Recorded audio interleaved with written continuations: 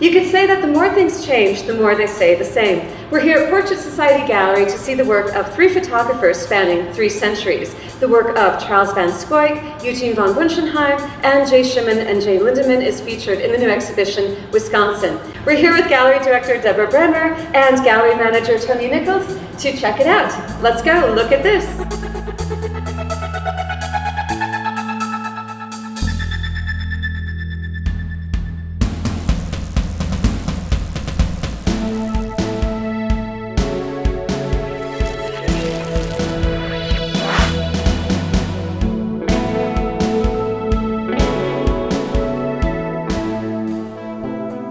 Naming the show WIS-CON-SIN and splitting it up into the 3 syllables, was that to represent the 3 photographers? The name WIS-CON-SIN comes from a Bernard Ghilardi painting. Bernard Ghilardi was another Wisconsin-based artist who, when he died, left behind a body of 400 oil paintings, and many of them were thematically based in Wisconsin or about Wisconsin.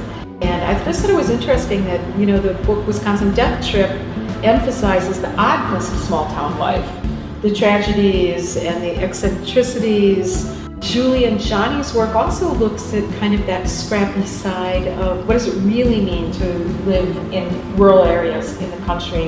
Eugene Von Bruenchenhein and his wife Marie lived near West Dallas in a little tiny house, but they did this collaborative body of photographic work of Marie sort of dressed in different costumes, almost like pinup girl style. And they were making this very, very glamorous life out of very little. Within these 3 bodies of work, there's this kind of like gentle, eccentricity, I guess you call it. The themes that run through the position of women in society, particularly in 1890s photographs of women's work, that's very unusual. I have noticed that Van Schaick had so many images of domesticity in women's work, and it seemed unusual because those are the kind of images that tend to get discarded in history because they don't feel like they're of value or importance. So was it difficult to choose the works in the show? It was difficult. For the historic body of work, we worked with the Wisconsin Historical Society in Madison, and with the archive, which numbered at least 4,000 images, and we were able to pick from those 4,000. I brought in a curator to help me with the process, Susan Barnett, and she was really, really wonderful in just helping cull through, the thousands of these images and trying to decide which ones we'd want to put in the show. There's a million small shows that could come out of the archive, and his work has never been printed before. It's world famous from the 1974 book Wisconsin Death Trip by Michael Lessie, and then the 1999 feature film by James Marsh, but oddly enough, the work has never been put in a physical form. It's never been printed. So that felt rather enormous to be the first gallery or museum to decide which prints to actually look at. 3 different rooms, starting in the 19th century and looking at domestic scenes, which is pretty unusual for photography in that time period. But running through that theme about women and women's roles and the strength of women. And there's a pairing that I really like.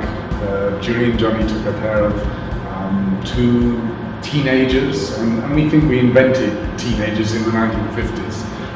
But there's 2 teenagers from 1890 and looking very similar in appearance and demeanor, and that's I find that interesting. We haven't invented these things. No. Humanity stretches over a long period of time.